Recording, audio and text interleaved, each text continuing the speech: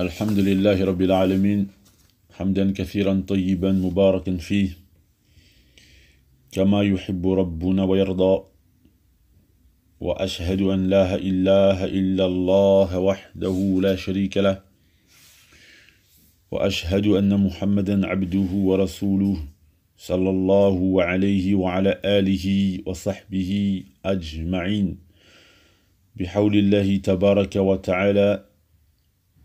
Par la permission d'Allah Jalla Jalal, on continue notre troisième cours dans l'explication de ce livre Manar al-Sabil fi Sharh al-Dalil.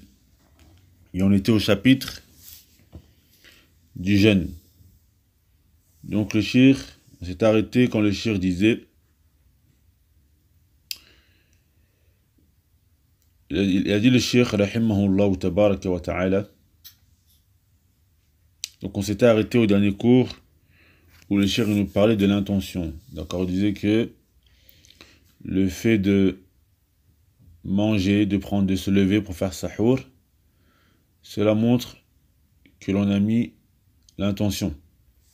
Et on avait dit que l'intention se trouve dans le cœur. L'intention se trouve dans le cœur. Et aujourd'hui ici, on tient à mettre en garde contre une invention que beaucoup de personnes font, qui est de prononcer l'intention. At-talaffuz bin-niyya, prononcer l'intention. Et cela, ça fait pas partie de la sunna du prophète sallallahu alayhi wa sallam. Car il y a des gens, par exemple, quand ils veulent prier, ils disent il faut qu'il s'impose à sa propre personne de mettre de prononcer l'intention. Le fait que tu ailles faire les ablutions, cela montre que tu as l'intention de prier. Donc, de la même manière, le fait que tu te lèves pour prendre ton sahour, cela montre le sahour qui est le repas que l'on prend avant Salat Fajr, cela montre que tu as l'intention de jeûner. Ou le fait que juste dans ton cœur, tu penses au fait que demain c'est un jour de jeûne, cela montre que tu as l'intention de jeûner. Et ceci est la différence entre le jeûne prescrit et le jeûne surérogatoire. Car le jeûne surérogatoire, il n'est pas obligatoire de mettre l'intention la nuit avant le Fajr. Il a été rapporté dans plusieurs hadiths que le prophète sallallahu alayhi wa sallam, il mettait l'intention bien après le Fajr, pendant la journée. Quand il arrivait chez lui et qu'il ne trouvait rien à manger, il mettait dès lors l'intention de jeûner. Donc ensuite le shir, rahimahullahu tabaraka wa ta'ala, rahmatan wasi'a, il nous dit wala yadur in ata ba'd al-niyya bimunafin lis-sawm. Donc le shir, il nous dit rahimahullahu tabaraka wa ta'ala rahmatan wasi'a, il dit qu'après que tu aies mis la niyya de jeûner le lendemain, il n'y a pas de mal à ce que tu fasses des choses qui sont des annulatifs du jeûne. Par exemple, à 23h30 ou à minuit, tu mets l'intention que tu jeûneras le lendemain. Puis, à 3h du matin, avant Salat al-Fajr, avant que l'heure de l'interdiction de manger arrive, tu décides de manger. Tu décides de prendre ton sahour. Donc, le fait que tu prennes le sahour, cela n'annule pas l'intention que tu avais mis précédemment. D'accord? Cela n'annule pas l'intention que tu avais mis précédemment. Et ensuite, le cheikh nous dit Awqal Inch'Allah غير متردد كما يفسد الإيمان كما لا يفسد الإيمان بقول أنا مؤمن إن شاء الله. Également le cheikh nous dit, par exemple tu dis demain je vais jeûner Inch'Allah. Le fait que tu dises demain je vais jeûner si Dieu le veut Inch'Allah, ceci c'est pas une chose qui rend ton jeûne caduque. comme le fait qu'une personne elle dise je suis musulman, Inch'Allah, mais que elle a la ferme, elle a la fermeté sur le fait qu'elle soit musulmane, mais elle le dise dans le but, car elle ne sait pas si Allah Azza wa Jal a accepté ses actes ou pas. D'accord? C'est pas elle le dit dans le but, comme si elle nous montre qu'elle doute. Celui qui doute, on n'est pas autorisé de douter sur le fait qu'on soit musulman ou pas. Mais il est autorisé de dire Ana muslim, Inch'Allah, je suis musulman, Inch'Allah. Dans le fait de. C'est comme si tu crains qu'Allah Azza wa Jal n'ait pas accepté tes actes. Donc le cheikh nous dit que le fait de dire Asoumu Radan, Inch'Allah, je jeûnerai demain, Inch'Allah, cela ne rend pas caduque l'intention. نعم. وكذا لو قال ليلة 30 من رمضان إن كان غدا من رمضان ففرض وإلا فمفطر. Également, à la 30e nuit du Ramadan, juste avant le 30e jour, au moment où il y a la nuit de shak, la nuit de doute, quand on ne sait pas si demain ce sera soit l'Eid, soit la fête, ou soit le Ramadan, si la personne elle dit demain je vais jeûner si c'est Ramadan, ou sinon je ne vais pas jeûner, il dit le cheikh que il n'y a pas de mal à dire cela. Il n'y a pas de mal à dire cela et que le jeûne de la personne qui dira cela si demain c'est le Ramadan sera bon.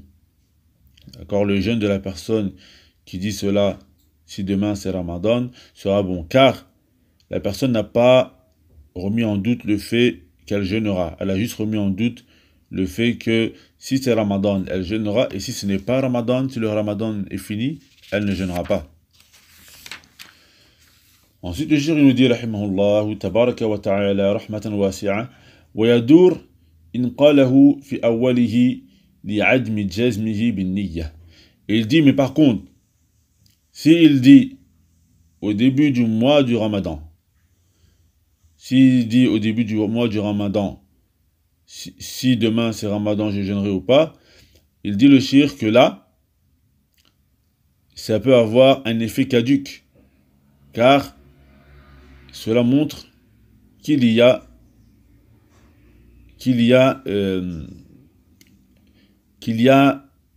comme un effet de non-fermeté dans l'intention. Qu'il y a comme un effet de non-fermeté dans l'intention. Ensuite, le cheikh nous dit, rahimahullah tabaraka wa ta'ala, rahmatan wasi'a. وفرضه الإمساك عن المفطرات من طلوع الفجر الثاني إلى غروب الشمس لقول الله تبارك وتعالى وكلوا واشربوا حتى يتبين لكم الخيط الأبيض من الخيط الأسود من الفجر ثم أتموا الصيام إلى الليل. وقال صلى الله عليه وسلم ليمنعكم من سحوركم أذان بلال ولا فجر مستطل ولكن الفجر المستطير في الأفق. Donc le cheikh rahimahullah ta'ala rahimahullah tabaraka wa ta'ala rahmatan wasi'a, là il commence à nous parler des obligations qu'incombe le jeûne. Et il nous dit que il est obligatoire donc de faire al-imsak, c'est-à-dire de se retenir de tout ce qui annule le jeûne, et cela à partir du fajr al-thani, de l'aube, de la deuxième aube. Car comme vous le savez, et pour ceux qui ne le savent pas, l'aube, le fajr, est de deux catégories. On dit tantôt al-fajrul awwal ou al-fajru al-thani, on dit tantôt le premier aube et le deuxième aube, et on l'appelle également al-fajru al-sadiq, on l'appelle également l'aube véridique, ou al-fajru al-kadhib, et l'aube menteur. Donc la différence entre les deux aubes là, les savants ils ont dit que comme Allah tabaraka wa ta'ala l'a mentionné dans la ayah, c'est que tout d'abord à la vision oculaire. Le deuxième ob est celui où on commence à voir les rayons du jour à l'horizon. On commence à voir les rayons du jour à l'horizon. Donc, à partir de cet ob-là, il n'est plus autorisé de manger.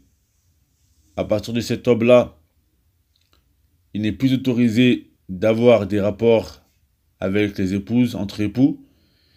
Et toutes les choses qui annulent le jeûne doivent être interrompues. Toutes les choses qui annulent le jeûne doivent être interrompues. C'est pour ça que le prophète sallallahu alayhi wa sallam, il a dit, dans le sens du hadith, dans une traduction rapprochée, il a dit La yamna'ukum min suhuri adhan Bilal. Il a dit que l'adhan de Bilal ne vous empêche pas de prendre votre sahur. Que l'adhan de Bilal ne vous empêche pas de prendre votre sahur, c'est-à-dire de prendre votre repas. Parce qu'en fait, à l'époque du prophète sallallahu alayhi wa sallam, il faisait l'adhan 2 fois. Il y avait le premier adhan au moment de l'aube, qui n'est pas véridique, le menteur. Il y avait le premier adhan. Et ensuite, à la deuxième aube, il y avait l'adhan de... Je crois que le compagnon qui faisait l'adhan, c'était Ibn Maktoum, je crois bien. Allahu ta'ala a'la wa alam. Donc ce deuxième compagnon, il faisait l'adhan au moment du Fajr as-Sadiq, au moment de l'aube véridique. Et c'est à ce moment-là, au deuxième adhan, que toutes les choses qui sont annulatives du jeûne devaient être interdites et qu'on devait s'en écarter. Ensuite, le cheikh il nous dit wa sunnatuhu sitta, et les traditions prophétiques du jeûne sont au nombre de 6. Ta'jilul fitr wa ta'khir as-sahur. Et donc il nous dit, parmi les sunnas du jeûne, il y a le fait de s'empresser de rompre, comme il y a également le fait de retarder le sahur.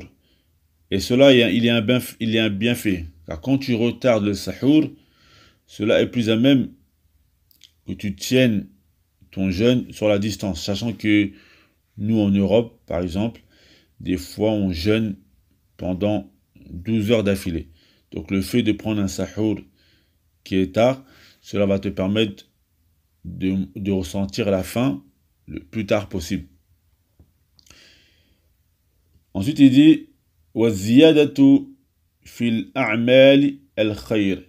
Donc, il dit également le cheikh, et parmi les sunnas du jeûne, il y a le fait d'augmenter les actes pieux. Et il y a beaucoup de personnes qui, malheureusement, l'il asaf al-shadid, pendant les jours de jeûne, il y en a des personnes, ils dorment. Ils dorment afin que le temps passe vite. Alors que le jour de jeûne, c'est un jour où les salafs, ils lisaient beaucoup le Coran. Il a été rapporté que certains d'eux, ils finissaient le Coran tous les 3 jours. Tous les 3 jours, ils finissaient le Coran. Aujourd'hui, subhanallah, au moment du fitr, on mange beaucoup, on prépare salat tarawih, et la journée, on dort. Donc, la personne ne fait que du jeûne, le fait de se retenir de manger. Mais parmi les bienfaits du jeûne, il y a le fait d'augmenter les actes pieux. C'est pour ça qu'Allah tabaraka wa ta'ala nous dit dans son livre saint, la'allakum tattaqun. Peut-être atteindrez-vous la piété. Donc c'est pour ça que le musulman, il se doit d'augmenter les actes d'adoration pendant les jours de jeûne et de ne pas dormir. Et il y a même d'autres personnes qui jeûnent, mais subhanallah, ils ne font pas la prière. Ils jeûnent et ils ne font pas la prière. Et beaucoup de ulama voient que la personne qui jeûne sans faire la prière, son jeûne n'est pas accepté. Car la salat, la prière, c'est le deuxième pilier de l'islam. C'est un pilier qui vient avant le jeûne. Et les compagnons du prophète sallallahu alayhi wa sallam, il y en a parmi eux qui voyaient que la personne qui délaisse la prière elle n'est pas musulmane. Donc beaucoup de savants voient que la personne qui prie pas et qui jeûne, son jeûne n'est pas accepté. Ensuite, le cheikh il nous dit وقوله جهرا إذا شتمه إني صائم لحديث أبي هريرة مرفوعا إذا كان يوم صوم أحدكم فلا يرفث يومئذ ولا يسخب فإن شاتمه أحد أو قاتله فليقول إني امرؤ صائم. Ensuite, le cheikh nous dit, parmi les sunan du jeûne, il y a le fait que la personne, après qu'elle ait fait les actes de piété, elle se doit également d'être patiente. Et que si une personne vient à elle, et que cette personne l'insulte, qu'elle lui dise « Inni sa'im », qu'elle lui dise « Je suis certes jeûneur, je suis en état de jeûne ». Car le prophète sallallahu alayhi wa sallam a dit « Si l'un d'entre vous est en état de jeûne, fala yarfath » qu'il ne prononce pas de mauvaises paroles, wala yaskhab, et qu'il ne parle pas de manière désinvolte, et que si une personne l'insulte, ou qu'une personne veut le combattre, qu'il dise « Inni sa'im », qu'il dise « Je suis en état de jeûne ». Et les ulama, ils ont divergé quant à la personne qui était en état de jeûne surérogatoire. Est-ce que cette personne, elle dit « Je suis en état de jeûne » ou pas?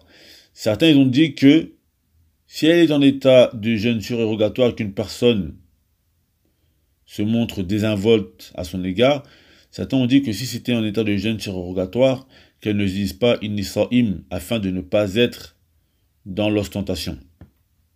Et d'autres ulama, ils ont dit, bien au contraire, elle se doit de dire qu'elle jeûne, car le hadith englobe le jeûne, la personne qui jeûne d'un jeûne surérogatoire, et également la personne qui jeûne d'un jeûne obligatoire. Wallahu ta'ala a'la wa a'lam. Ensuite, le cheikh nous dit, parmi les sunan également, وقوله عند فطره اللهم لك صمت وعرزقك افطرت سبحانك وبحمدك اللهم تقبل مني أنت السميع العليم. Ensuite, le cheikh nous dit donc que parmi les sunan, les traditions du jeûne, il y a le fait de dire cette dua. Et Allah Ta'ala a'la wa a'lam, mais le fait de dire cette dua, beaucoup de ulama voient que cela est faible. Beaucoup de ulama voient que cette dua est faible.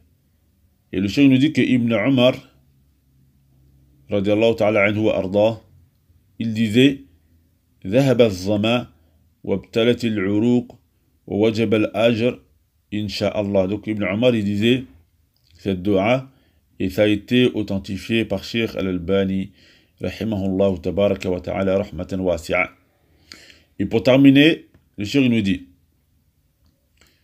وفطره على رطب فإن عدم فتمر فإن عدم فماء لحديث أنس كان رسول الله صلى الله عليه وسلم يفطر على رطبات قبل أن يصلي فإن لم يكن فعلى تمرات فإن لم تكن تمرات حسوات من ماء رواه أبو داود والترمذي وقال حسن غريب. Donc le cheikh rahimahullah tabaraka wa ta'ala rahmatan wasi'a, donc il nous dit que dans les dernières sunan, les dernières traditions, les dernières choses que le prophète sallallahu alayhi wa sallam, parmi les choses que le prophète sallallahu alayhi wa sallam faisait quand il était en état de jeûne, il nous dit que le prophète sallallahu alayhi wa sallam, il rompait le jeûne soit avec des rutbat. Donc les rutbat, c'est un fruit qui ressemble très fortement aux dattes, mais il y a une différence entre ce fruit-là et les dattes. Mais c'est un fruit qui est très sucré et qui ressemble aux dattes. Si le prophète sallallahu alayhi wa sallam n'avait pas ce fruit-là, il prenait des dattes. D'accord? S'il n'avait pas ce fruit-là, il prenait des dattes. Et s'il n'avait pas de dattes, il prenait de l'eau. D'accord? S'il n'avait pas de dattes, il prenait de l'eau. Et il n'a pas de mal à rassembler entre ces choses-là. Il n'a pas de mal à rassembler entre ces choses-là. Donc, bihawlillahi tabaraka wa ta'ala, نكتفي اليوم بهذا القدر ولنا بقية وللمقام تتمة والله المستعان.